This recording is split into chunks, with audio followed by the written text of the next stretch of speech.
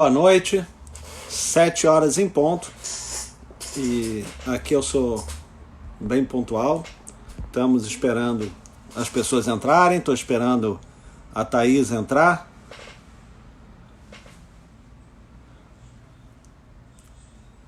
Oi, Cris. Oi, Marta.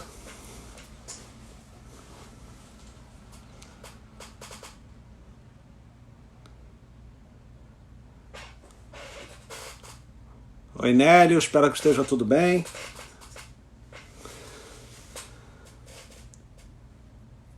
Esperando a Thaís entrar. Thaísa vai ser nossa entrevistada de hoje, ou o nosso bate-papo de hoje vai ser com a Thaísa Prado. Eu tenho certeza que vocês vão gostar dela, tanto quanto eu gosto. Oi, Fernanda. Chefa.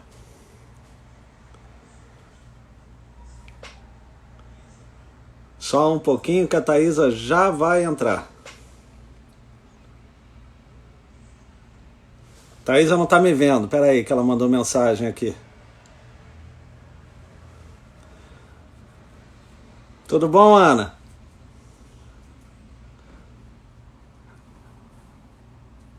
Entrou a Thaísa.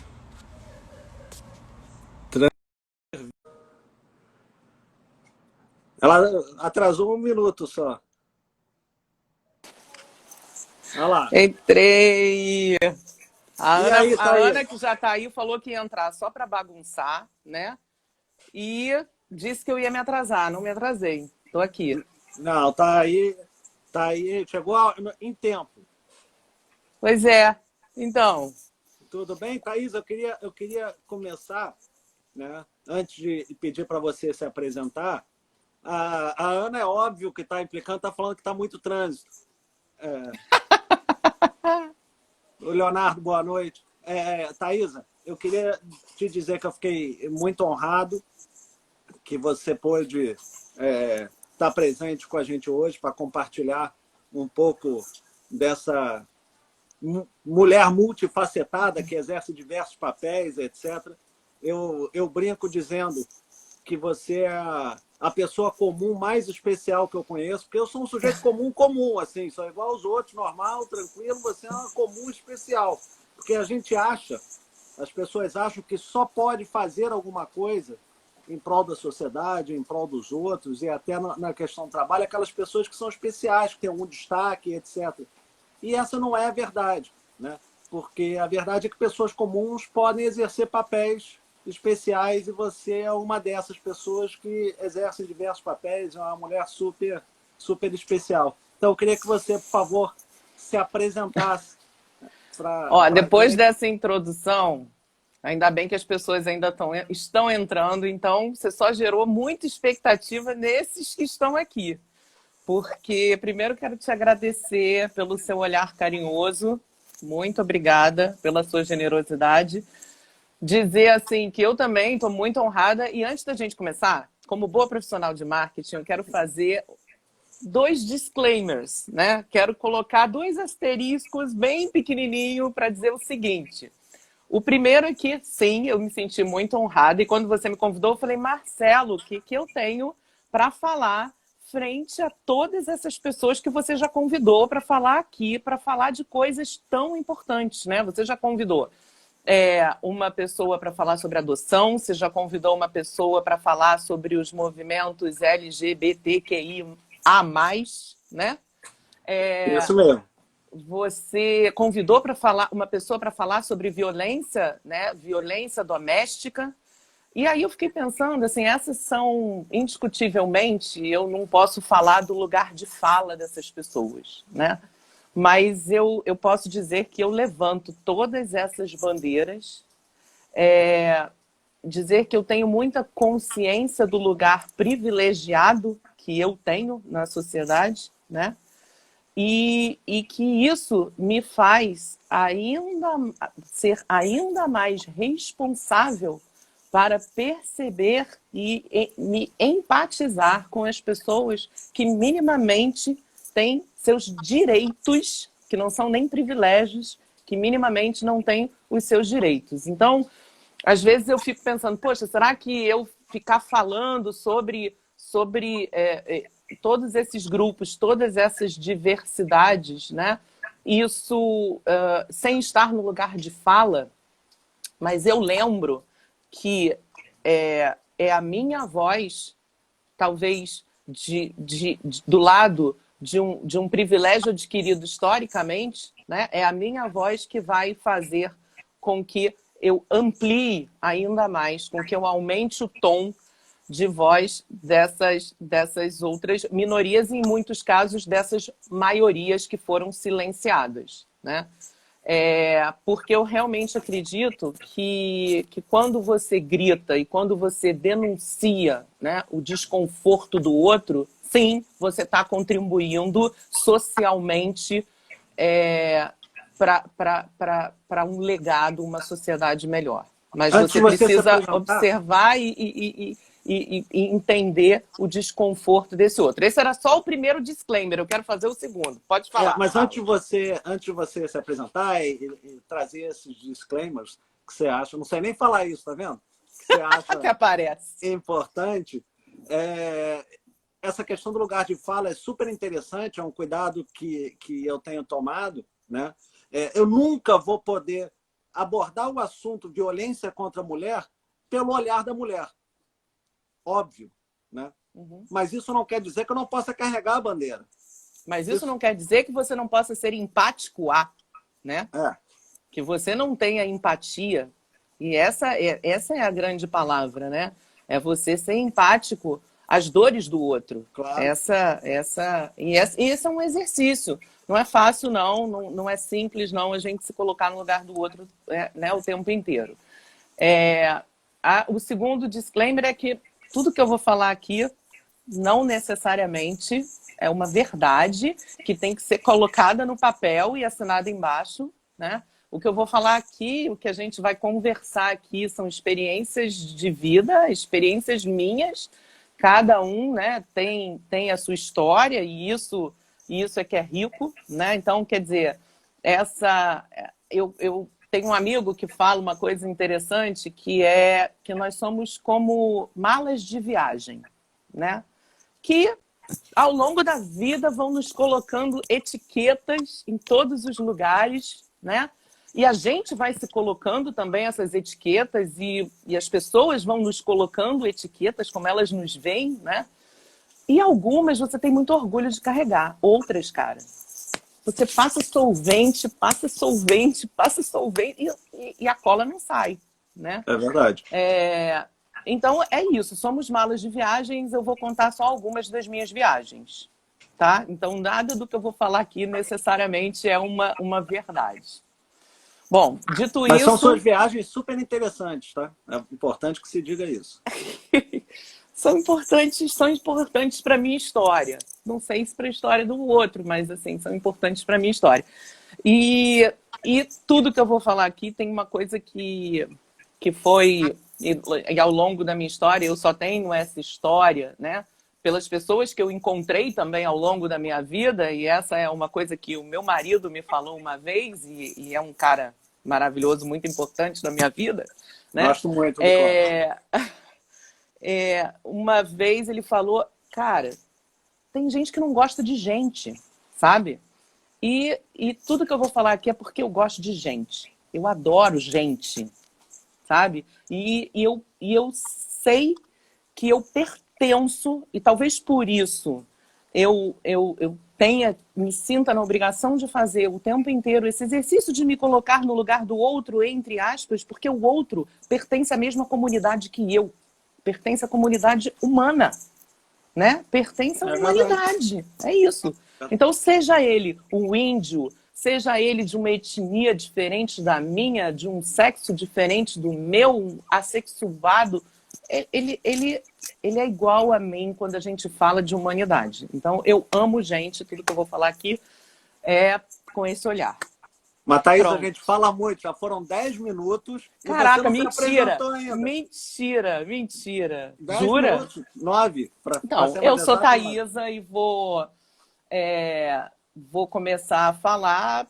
Assim, a minha apresentação já foi aí parte desse disclaimer, né? E vou você me falou antes que tem muitas pessoas começando na universidade também, né, que assistem e que, enfim, querem saber um pouco de como profissionalmente cada um, enfim, caminhou e eu vou falar um pouco, então, desse histórico profissional aí, desde a época de estudante. Fala, que você queria falar.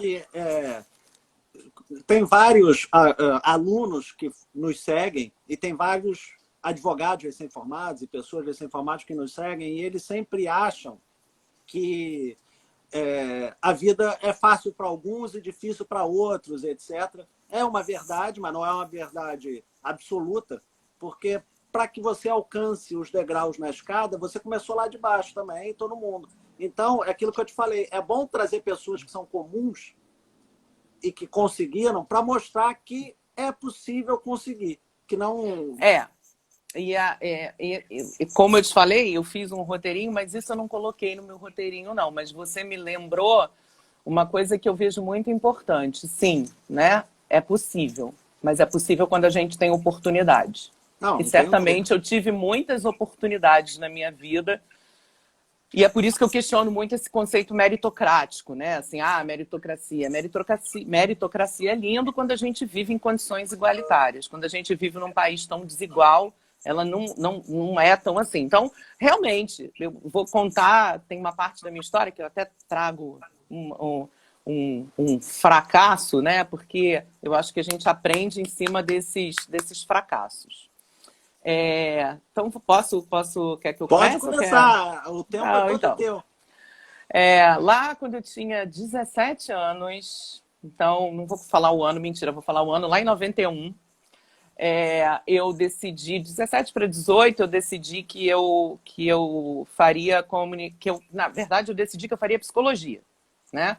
E aí passei para o primeiro semestre na PUC de psicologia, para o segundo semestre na UFRJ, e aí, na verdade, eu me apaixonei completamente pela PUC.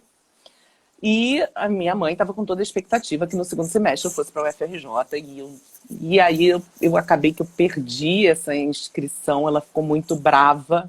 E eu continuei na PUC, só que, como ela ficou bem brava nessa situação, ela também virou para mim e falou assim, esse negócio de psicologia?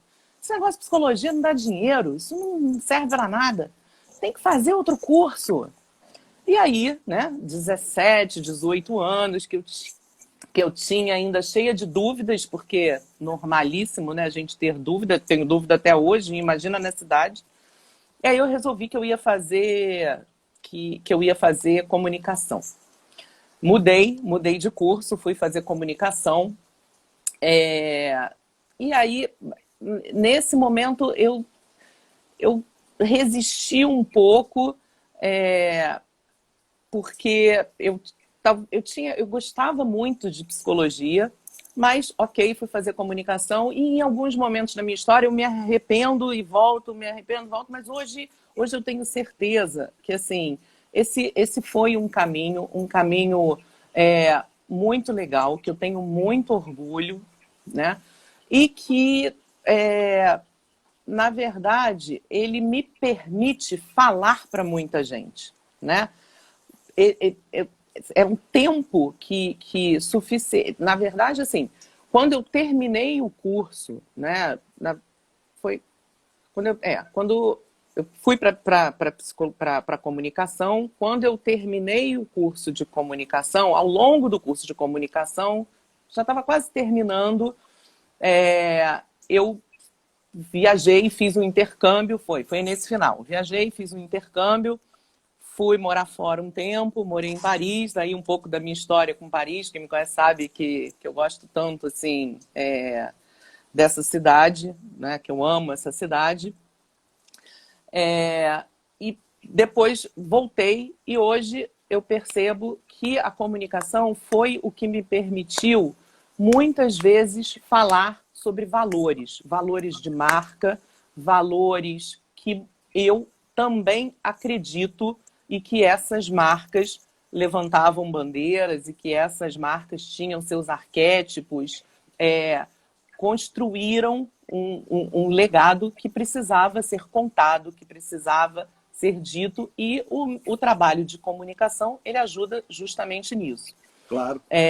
Então, isso foi importante aí, por isso o curso de comunicação eu acho que tem essa importância. Aí a minha história, basicamente, ela começa foram em duas multinacionais, né? Eu trabalhei muitos anos na Gás Natural, foi um dos meus primeiros grandes empregos. Entrei como, não lembro o cargo, mas assim, era um pouco acima de estagiário, né?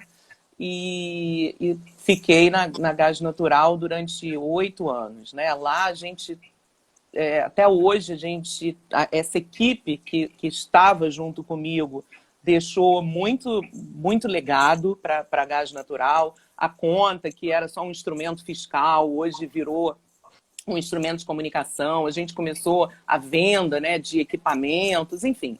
E o principal é que a gente começou a construir um propósito para essa marca, né, que não tinha que passar de uma estatal para uma marca que era a Gás Natural, uma marca privada. E quando a gente passa para isso, a gente precisa construir para essa marca um propósito, e o propósito foi conforto e segurança. Então, que até hoje ele é levado na atoada da comunicação da Gás Natural. Saí da Gás Natural quando eu engravidei, fiquei um tempo com a Maria Antônia, saí e nesses 4 meses, 5 meses mais ou menos, logo eu fui para a TVA, para o Grupo Telefônica, que mais uma vez, mais uma multinacional, e a gente começou, nesse momento, o time que estava lá era um time regional, e a gente começou a trabalhar muito marketing de relacionamento, porque a gente percebia, obviamente, que TV era commodities e que a gente precisava agregar valor para essa marca, né?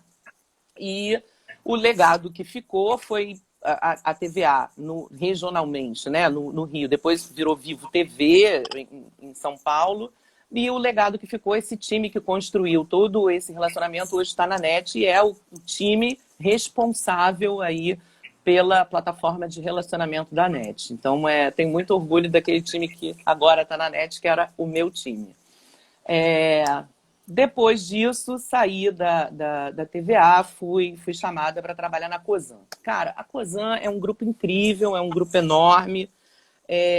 Até agora você só falou grupo enorme, né? É uma empresa... Não, calma, a gente vai chegar lá. A gente vai chegar lá. Na TVA eu fiquei 3 anos e depois na Cosan eu fiquei 6 anos. Nesses 6 anos de Cosan, assim, a Cosan me pautou muito como a profissional que eu sou hoje. Assim, eu sou uma profissional muito focada em resultado.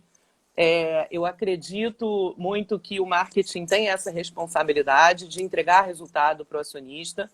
Mas só que esse resultado ele não é sustentável se ele não tem um propósito por trás dele.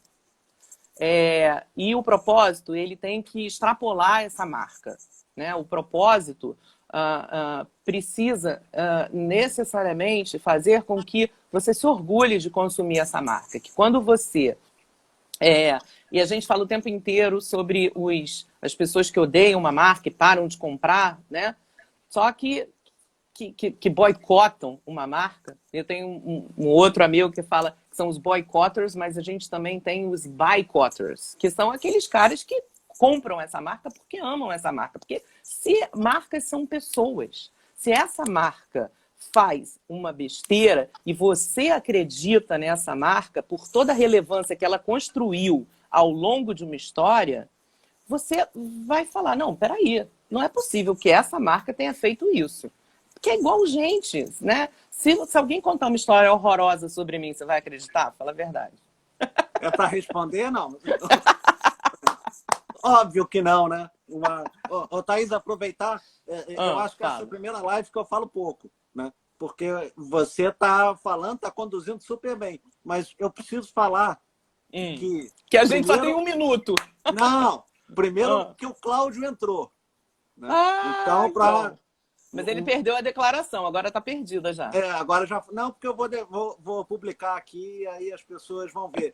E a segunda aqui, o Andrezinho entrou também. Entrou agora. Andrezinho, então, né? Andrezinho, ó. Então, em homenagem ao André, ó. Saúde. Saúde. Então, deixa eu ver no meu roteirinho aqui, onde eu tava na Cosan, né? Cosan. Então, assim, a Cosan é uma empresa enorme, gigante, muito ágil, e que ela me ensinou uma coisa que eu levo para a vida, cara. Ela me ensinou que errar significa corrigir e andar para frente. Claro. Corrigir e andar para frente. Aprender com o erro. As pessoas só contam as vitórias. Ninguém conta a derrota. E Exatamente. A derrota é tão importante na nossa vida quanto as vitórias. A gente tem muito mais derrota do que vitória.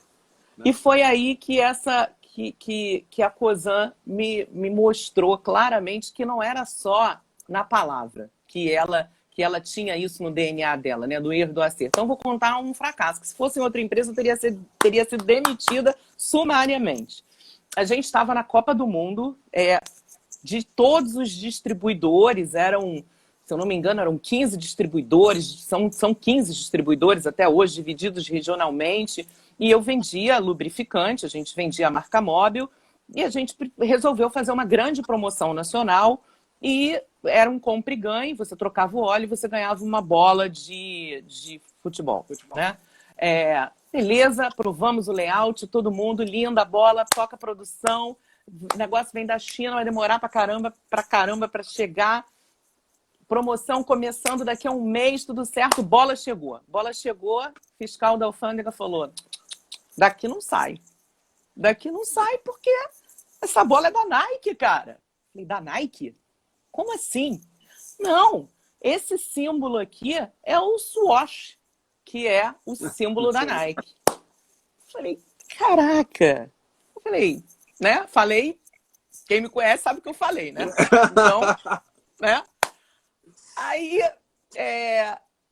vamos, beleza, tá lá, tá preso, não tem jeito, fato, vamos lidar com os fatos, isso é fato, isso é real, não tenho como modificar o real, me resta agir. Na época, o meu presidente, em momento nenhum, chegou para mim e falou assim, que merda foi essa? De jeito nenhum. Lógico que nas reuniões lá, ele deve ter falado, que merda que essa mulher fez, né? Mas ele falou, de jeito nenhum, vamos agora resolver, vamos... E aí entra até, inclusive, muita interação que o marketing tem com o jurídico. O jurídico foi um super parceiro, né? Para tentar desenrolar tudo, mas a gente tinha que correr contra o tempo. A gente fez um outro brinde e depois a gente iria fazer uma outra promoção depois que desenrolasse tudo isso. Mas eu lembro que o meu presidente até falou assim, Thaisa, vamos ver quanto é que custa para botar fogo nisso tudo? Vamos botar fogo nisso tudo. Enfim, e aí isso me molda muito para a vida, porque a gente nunca mais, sabe, vai ser, o tipo de atenção que será impossível meu time e eu não termos novamente. E a gente aprende assim, a gente aprende com os erros, a gente aprende com os fracassos que a vida nos traz, normal, vida, né? O nome disso, claro. Vida. E aí, depois da Cosan, a Cosan também teve um grande marco aí na minha vida. Quando chegou nos meus últimos 2 anos de Cosan, a Cosan mudou para São Paulo. O grupo todo mudou para São Paulo. E aí, eles falaram, cara, estamos em São Paulo. E aí eu falei, não vou. Aí eles falaram, não, mas a gente está num momento que a gente... Outra observação, ninguém é insubstituível. É verdade. Ninguém, né? Mas eles falaram, nesse momento, a gente super precisa contar com você, a gente realmente está vivendo uma transformação no marketing, e a gente propõe ficar indo na segunda, ficar indo na terça, ficar terça, quarta e quinta, e sexta, segunda e sexta, você fica no Rio com a sua família. E home office, trabalhando home office. Cara, não deu certo, não existia a cultura de home office na Cosan, né? Naquela época coisa que a gente vive hoje. Existia, cara. Eu vim de um grupo... no início, quando eu entrei na Cosan, né, a Cosan estava acabando de fazer os trâmites com a ExxonMobil para representar a Esso aqui no Brasil e a marca Móbil. E a ExxonMobil é uma empresa, assim, à frente, à frente, à frente dos tempos. Nesse sentido, ela dá de mil em milhares de empresas que eu conheço. E a ExxonMobil, ela trabalha em tudo quanto é lugar do mundo e a grande maioria é home office. A grande maioria é home office. Mas, enfim, então, naquela época, a Cosan não tinha mais essa cultura de home office, todo mundo era office, e eu acabava ficando a semana inteira em São Paulo, e o tempo foi passando, e o tempo foi passando, e eu falei, cara, aí entra um pouco dos meus multipapéis, que são muito importantes para mim. Como eu falei, a gente é uma mala de viagem, que as etiquetas vão sendo coladas, e que também a gente representa e tem vários papéis ao longo da nossa vida. O papel de mulher, o papel de mãe, o papel de amiga, o papel de profissional. Então, todos esses papéis me fazem ser quem eu sou e eles são importantes para mim. E eu, indo para São Paulo e da forma como estava, eu estava desequilibrado. Esses pilares estavam desequilibrados, né? O pilar da executiva estava indo muito bem, mas os outros pilares estavam desequilibrados. E aí isso me fez parar, né? Tá ouvindo barulho de cachorro aqui? Tem cachorro, né? O nome disso também é home office vida, né? Claro. Então, não tem como controlar o ambiente o tempo todo, né? Não tem, Essa não é tem. a nossa nova realidade. Não tem. Agora, olha só, a gente falou que o Andrezinho tinha entrado, agora ele vai ter que ficar até o final, porque se ele saiu, ele tá perdido. A gente, né? Não fala mais com ele, não brinca mais com ele, não desce mais pro play para brincar com ele. Enfim, então, nesse momento, eu falei, cara, não é que a minha família precise de mim, não é que a minha filha precise de mim, porque isso eu tenho que perguntar para ela, né? Mas eu preciso dela. Eu preciso estar com eles. Eu quero exercer esse meu papel com muito mais equilíbrio do que eu estava exercendo. E aí eu voltei para o mercado do Rio de Janeiro. Hoje eu estou na Apsis, tenho muito orgulho de trabalhar na Apsis. É uma empresa nacional, é uma das maiores avaliadoras nacionais, é uma empresa de consultoria. Eu tenho um time, o marketing, eu sou responsável pelo marketing de lá. Tenho um time que eu muito me orgulho e é uma marca também que tem um propósito, tem os arquétipos muito bem definidos e que valoriza demais o marketing. E isso é obviamente, muito importante quando você é profissional de uma área e você trabalha numa empresa que ela valoriza muito e percebe o valor que tem esse trabalho de comunicação e de marketing de uma forma geral. Então, hoje, consigo equilibrar, né, os meus pratinhos, estando aqui no Rio e consigo exercer alguns papéis que me trazem muito, que me dão muito, muito prazer. Muito prazer. Entre eles, aí pode falar aí alguns que você conhece. E quais seriam esses papéis, assim? Porque agora a gente viu a profissional, a gente viu a mãe, a gente viu a mulher. Uhum. E tenho certeza que veremos outros até o final da nossa live. E quais seriam esses outros, assim? Eu posso dizer um, né? Que você tem esse viés comunitário, de fazer algo para melhorar a sua comunidade, né? A Fernanda que está falando super representante, né? Revelou vários papéis, incansável, é verdade, incansável mesmo. Mas então, essa questão comunitária, como ela surgiu na sua vida, de fazer algo para melhorar a sua comunidade? Então, assim, uma outra coisa que eu queria só pontuar é que está E isso é muito importante voltar ao que eu falei lá no início, né? Assim, essa não é uma verdade absoluta. Isso foi só algo que eu experimentei, né? É a sua história, é a minha história, a gente só pode falar da nossa. Essa questão da gente falar, quando a gente é profissional, e isso é um lado muito importante para mim, né? Quando eu saí de São Paulo, eu sabia que eu estava abrindo mão, talvez, de uma carreira, enfim, grandiosa numa multinacional, como você começou falando, né? Pô, você só passou por multinacional.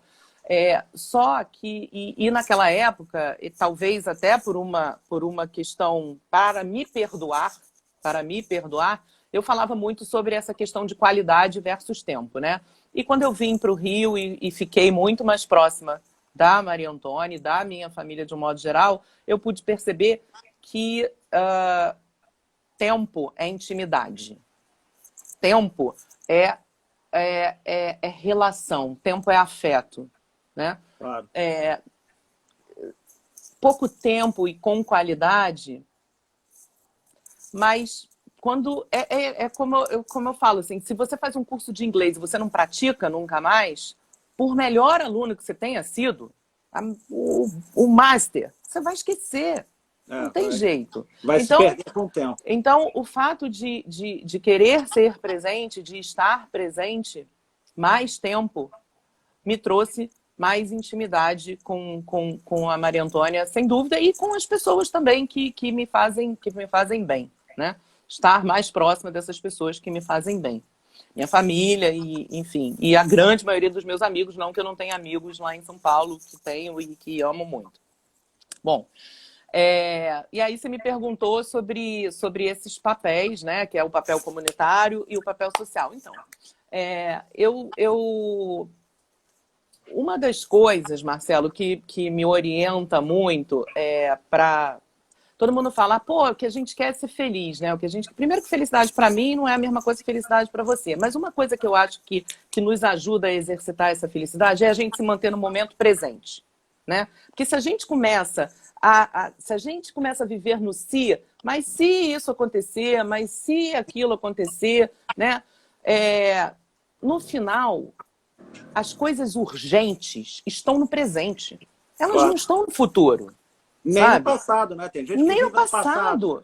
Nem no passado. A urgência está no presente.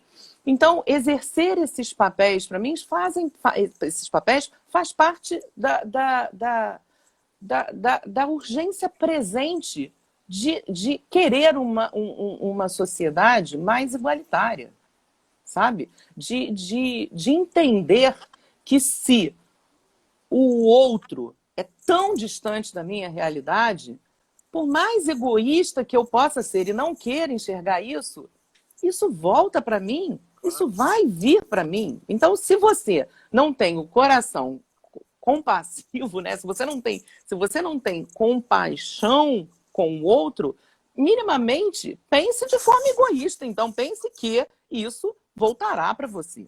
Então, quando o meu exercício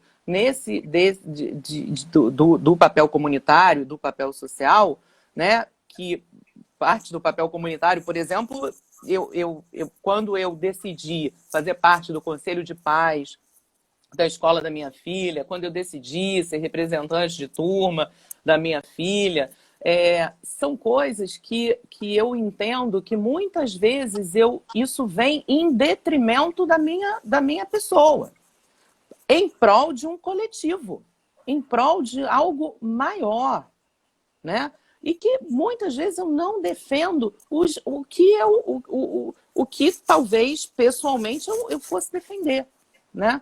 Então, esse papel eu faço esse papel comunitário, eu faço muito com esse olhar. O que eu gostaria de entregar para minha filha, né? Quando eu vou com uma turma, por exemplo, né, com uma galera da idade da minha filha, no museu, numa exposição de arte, entender um pouco mais de cultura, de arte, é porque eu acredito que esses são os pilares transformadores da sociedade, sabe? Cultura, arte e educação.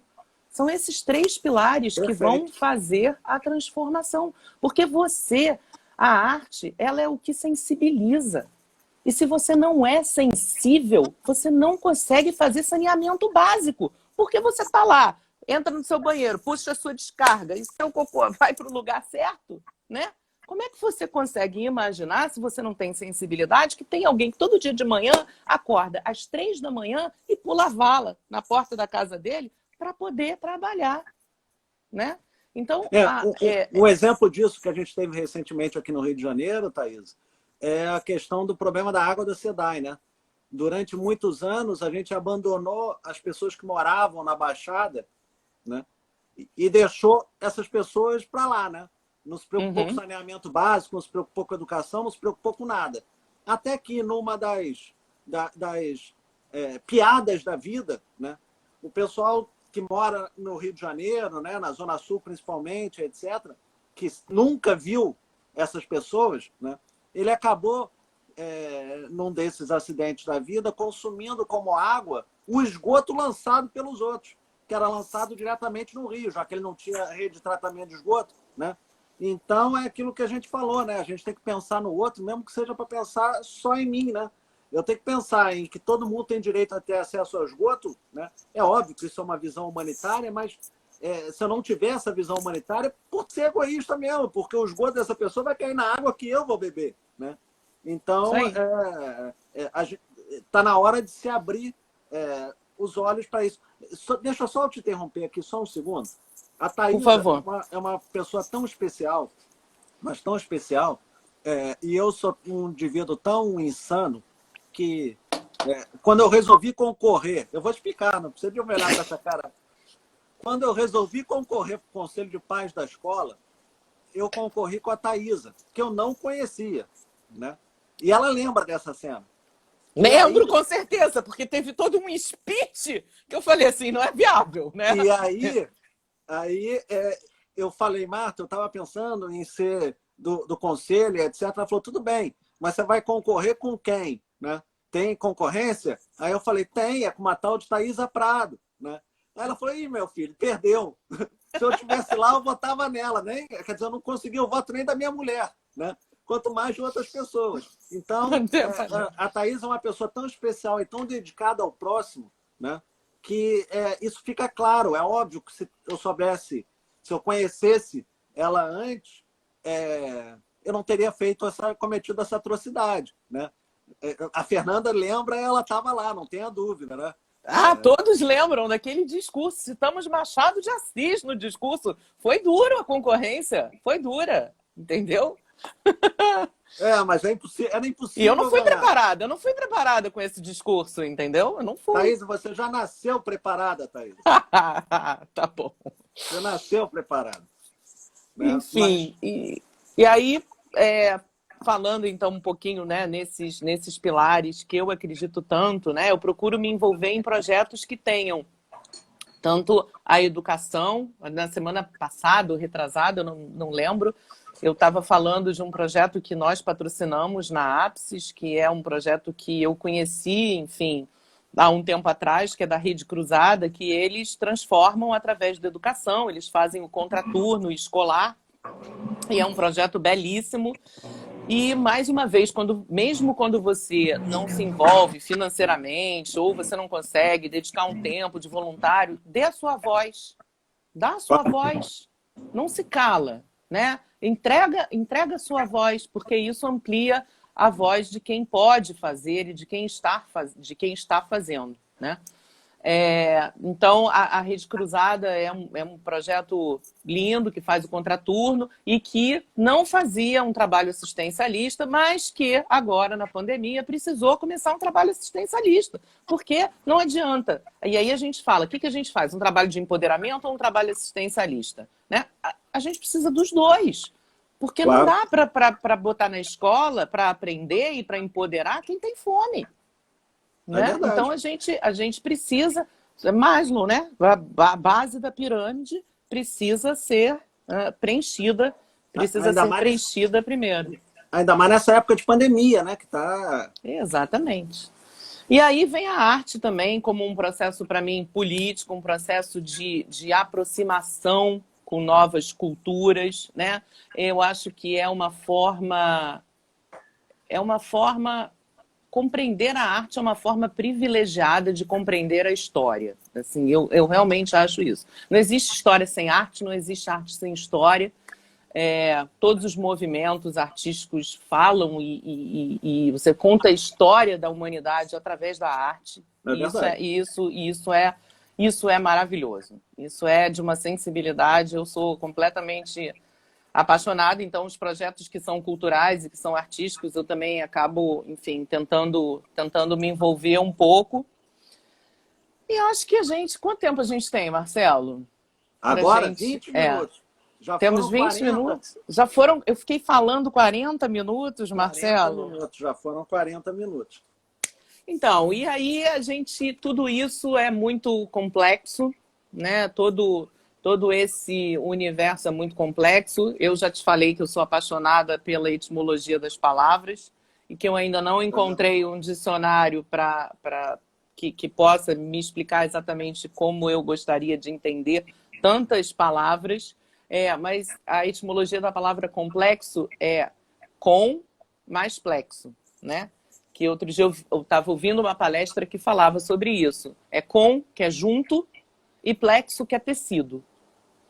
E nós somos apenas um retalho dessa grande colcha que se chama universo e que a gente precisa, tecer junto. É verdade. Tecer junto. E cada um de nós tem o livre-arbítrio para escolher a linha que quer tecer. Né? Se você quer tecer com a linha do amor, se você quer tecer com a linha do ódio, né? Isso é o que depende somente de você. Não depende de mais ninguém, né? São escolhas que dependem, enfim, só da gente. Eu não Acho sei que... se eu já te falei, porque que eu dou aula. Você sabe que eu dou aula, né? Sei. Dou aula em graduação, mas em pós-graduação, mas por que eu comecei a dar aula? Foi em 1997, se não me falha a memória, né? Quando eu já tinha o meu escritório, e o meu escritório me sustentava, 1999, e o meu escritório me sustentava. Eu sempre defendi que a educação é a forma que tem das pessoas mudarem de vida, né? Como é que você ajuda alguém a mudar de vida? Através da educação, é óbvio. Tem todo o ano, não tem como dar educação a quem sente fome, etc., né? Mas essa pessoa só pode efetivamente mudar de vida a partir do momento que alguém se preocupa com a educação dela, né? E eu sempre vi na história política do Brasil, assim, sem falar de partido, etc., mas que nenhum político que eu conheci falou de educação. Talvez o Darcy Ribeiro, que nem político era sociólogo, mas o resto todo fala e já teve a oportunidade de fazer alguma coisa e não fez, né? Fala en passant, Cristóvão Buarque, foi governador do Distrito Federal, as escolas públicas do Distrito Federal não são melhores que as outras. Bom, então, esquecendo política e voltando aqui para a nossa vaca fria, né? A partir do momento que o meu escritório me deu condições de sobrevivência, e isso foi lá em 99, eu passei a dedicar um tempo da minha vida a tentar fazer as pessoas mudarem a realidade delas, ensinando o pouco que sei, né? E assim estou há 21 anos, né? Tentando mudar um pouco a vida das pessoas, mostrando que se eu conseguir galgar alguns degraus, qualquer um consegue, desde que tenha esforço. Eu até dou o exemplo e falo que eu tenho TDAH, né? E eu tenho TDAH, eu sou agitado, falo, interrompo as pessoas. Vocês já viram aqui, eu interrompi a Thaisa várias vezes de forma Mentira.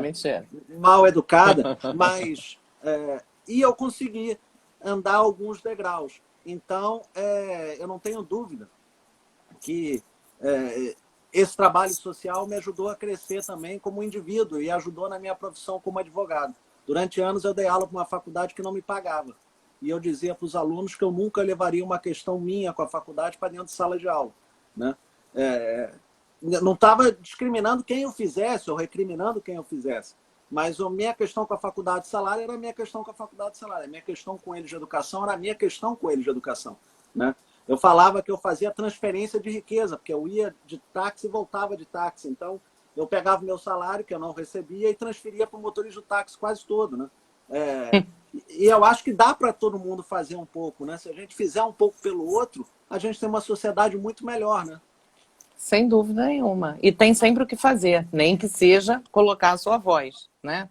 Se posicionar, isso já é muito, né? Quando alguém chega para você e fala sobre meritocracia, se você explica que não existe meritocracia, se existe tanta desigualdade, você está se posicionando, você está se colocando socialmente, né? Você Thaís, tá... é triste, desculpe, é triste você dar aula, falar, olha, a gente tem que ler o livro tal, tem que ter pelo menos um livro, e o aluno te procurar no final da aula e falar que não tem dinheiro para comprar o livro, né? E, e um então, dos várias vezes ao longo da vida, né, eu dei dinheiro para esse aluno comprar o livro quando eu não tinha um livro extra para dar para ele, né? E sempre dizia que esse livro não era para ficar na estante, era para ele aprender e o dia que ele tivesse oportunidade, que ele passasse o livro adiante para que o conhecimento continuasse sendo passado. Então, a gente sempre tem a chance de fazer alguma coisa, de mudar. É tão pouco para a gente e muda tanto a vida dos outros, né? Exatamente. E isso, assim, é corriqueiro, é só a gente querer olhar, né? É só a gente se predispor a abrir os olhos, literalmente. Um dos papéis também que eu resolvi exercer no meio dessa pandemia toda é que eu voltei para a universidade, eu esqueci de te falar, e isso tem muito a ver com as minhas crenças, com as minhas origens lá atrás, quando eu falei que eu comecei a fazer psicologia e que depois eu me apaixonei também por comunicação e que eu continuo apaixonada por comunicação, mas sabendo que comunicação não existe sem experiência e experiência não existe sem você entender de comportamento e não existe comportamento sem afeto. Sendo assim, eu fui fazer psicologia porque eu acredito demais nessa profissão. Ela me transformou. Ela é uma profissão que eu acho que quanto mais velho você fica, mais valorizado você é. Acho que será uma das últimas da tecnologia substituir, do robô substituir, porque robô não entende de afeto, É né? verdade.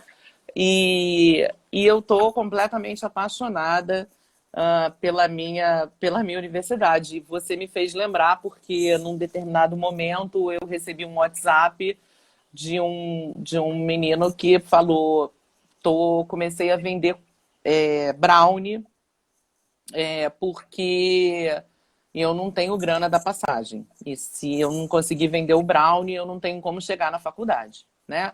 2020, uma faculdade particular, ontem, isso, né? Então, isso está na nossa vida a todo momento, a todo É tempo. verdade. É só a gente querer prestar atenção, né? E aí a gente fala assim, cara, porra, esse cara não correu atrás? Cara não correu atrás. Como assim, cara? Quais foram as oportunidades que ele teve e que a minha filha tem? São É verdade. abissais as diferenças. É verdade. São abissais as diferenças. É lógico que depois que você tem a oportunidade, aí sim tem o esforço, aí sim tem o seu comprometimento, a sua vontade, óbvio, né? E óbvio também que tem gente que poucas oportunidades tem e que conseguem, mas são exceções, são gênios. Quantos gênios tem na turma da sua filha? É Né? verdade. São gênios. Quantos gênios tem na escola da sua filha? Gênio é gênio. Né? Ele não tem endereço, nem contra-cheque, nem classe social, nem raça. Ele é Gênio só gênio. é uma pessoa Ele é que só consegue gênio. exercer diversos papéis.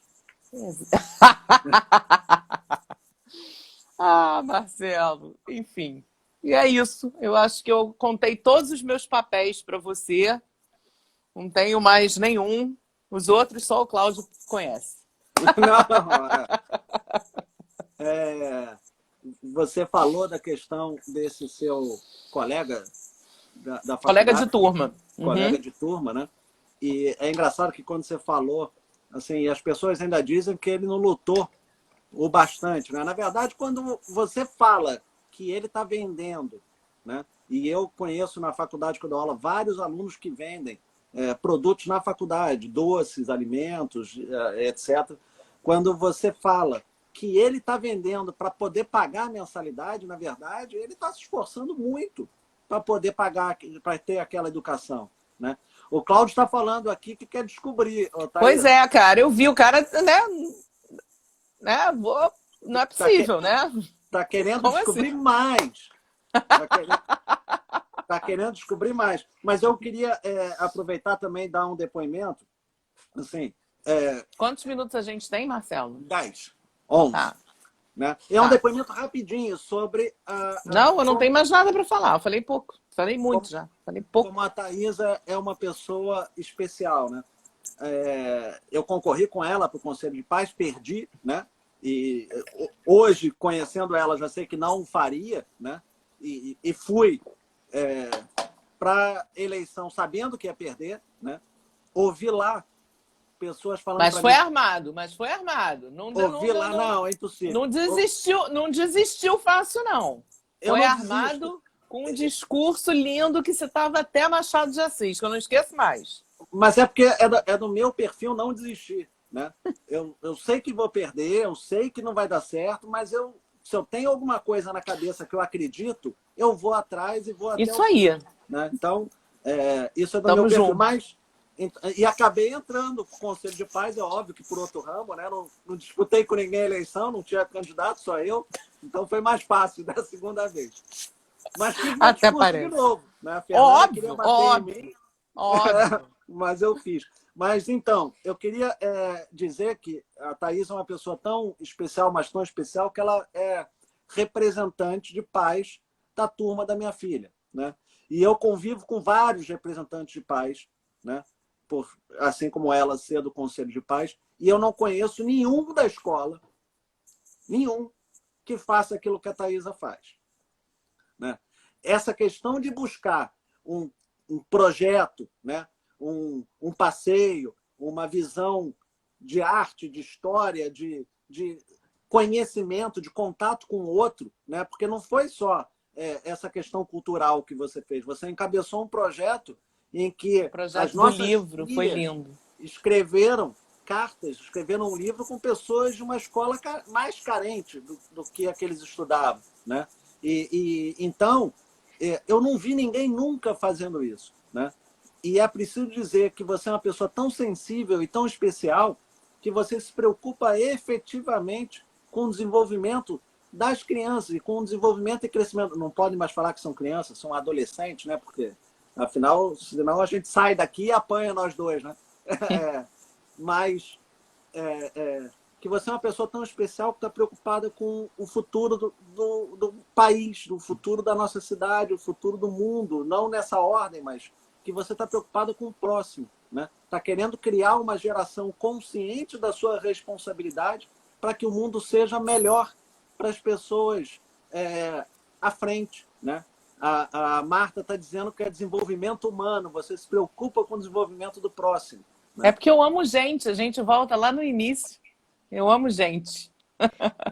Thaís, a gente tem mais 5 minutos, então eu queria, esse tempo é todo seu, eu queria que você se despedisse, contasse, se você tiver em algum projeto precisando de gente, pode divulgar, fica à vontade, divulga Tem um aquilo que projeto que eu você vou acha. te mandar, porque eu ainda não li ele todo, mas eu recebi ontem, que eu quero inclusive apresentar para algumas pessoas, que é um projeto, se a desigualdade existia, ela ainda é maior nesse momento de pandemia, quando as escolas dos nossos filhos estão tendo aula, e que mesmo assim tem gente que não reconhece isso e continua a reclamar, né? E que não percebe que pessoas sequer têm o direito de terem aula, né?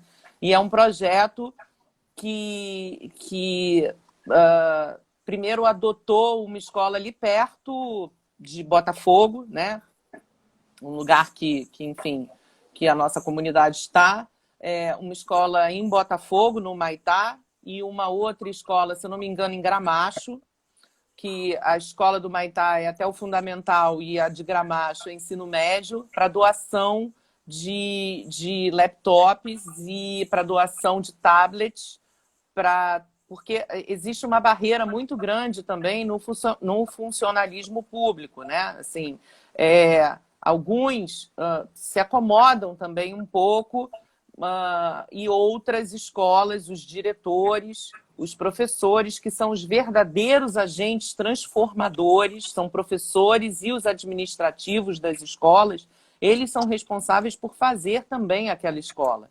Então, algumas escolas aceitam esse desafio, essa ajuda do mundo privado para a doação e para o treinamento e para a doação também de ferramentas. Então, esse é um projeto que, se tiver alguém da Vivo escutando a gente, se tiver alguém da TIM, a necessidade, eles estão precisando de chips, eles estão precisando de computadores, eles estão precisando de alguma plataforma para poder fazer o ensino à distância, seja o Teams, seja, enfim, o Educo ou qualquer outro.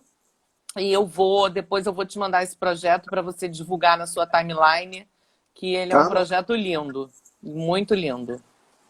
É isso. Esse é um deles. E a Rede Cruzada também é um projeto muito sério e que está fazendo um lindo trabalho com 1000 famílias nesse contraturno escolar. Então, estão começando a repensar o planejamento deles de retomada, né, das atividades presenciais. Mas eles ainda estão conseguindo, com alguns voluntários, fazer algumas atividades online. Tá vendo só, gente? Quando eu digo que a Thaisa é uma pessoa especial, que ela consegue exercer com louvor diversos papéis, né? E bem, né? Eu não estou tentando rasgar elogio para ela e motivado. A Thaisa é uma pessoa especial. Quando alguém fala para mim, mas eu não tenho tempo, né? Eu sempre a dou como exemplo, porque se ela acha tempo para fazer tantas coisas, para exercer diversos papéis, ela certamente qualquer pessoa acharia esse tempo também. Então, ao invés da gente se acomodar com a situação do próximo, a gente tem que fazer alguma coisa para ajudar o próximo, para ser melhor para o próximo, para ser melhor para a comunidade e para ser melhor para a nossa família também, que não adianta você olhar para fora e não olhar para dentro, né? Exatamente. Tem uma passagem que diz que, uma passagem do Novo Testamento, e a religião a gente não deve falar, mas é uma passagem super interessante, que você não pode querer tirar a trava do olho do outro antes de tirar do seu, né? Então, é exatamente isso. A gente não adianta olhar para a família dos outros e não olhar para a nossa. Então, você é o exemplo de uma pessoa que exerce bem todos esses papéis, né? E eu tenho orgulho de falar que eu sou seu amigo. Eu queria aqui aproveitar, já que eu estou falando isso, eu acho que a coisa mais importante que a gente tem depois da nossa família são os nossos amigos, que na verdade é a nossa família extensa. E eu te conheci há 2 anos, mas eu tenho aqui amigos de 40 anos, eu achei que nunca pudesse falar isso, implicam comigo, falam bobagem no meio da live, etc., mas estão aqui participando e acompanhando isso, e isso é que é importante, né? É você saber que você tem amigos e você olhar para esses amigos e perceber que eles estão sempre do teu lado te dando suporte, né? Mesmo que seja de um jeito engraçado, mesmo que seja tentando fazer você rir, brincar, perder a concentração, mas eles estão aqui para nos apoiar. Então, mas que maravilha é o bom humor, né? Porque sem bom humor a gente seria muito, muito, muito mais infeliz. Muito triste, muito triste. Eu não tenho dúvida.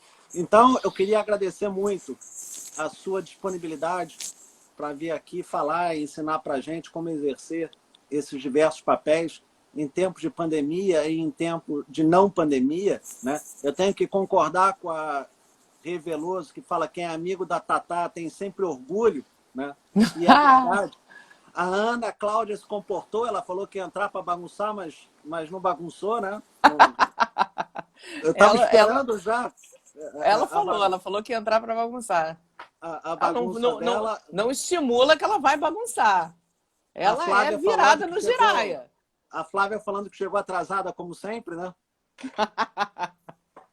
A Flávia, você não é a mais atrasada do conselho, Flávia. Eu vou falar quem é, mas não é você. Tá? Sou eu! Então, eu falo, não marquem nada comigo no fim de semana, porque a gente não tem agenda certa. Não tem, a gente já tem compromisso a semana inteira, então no final de semana não marquem nada que eu vou chegar atrasada, sempre. A Fernanda dizendo que quer ver uma live com o André. Eu também. Vamos fazer. Vamos fazer. Você vai fazer uma live com o André e ela tá achando que ela vai escapar, né? Não, ela não vai escapar, não tenha dúvida. Né?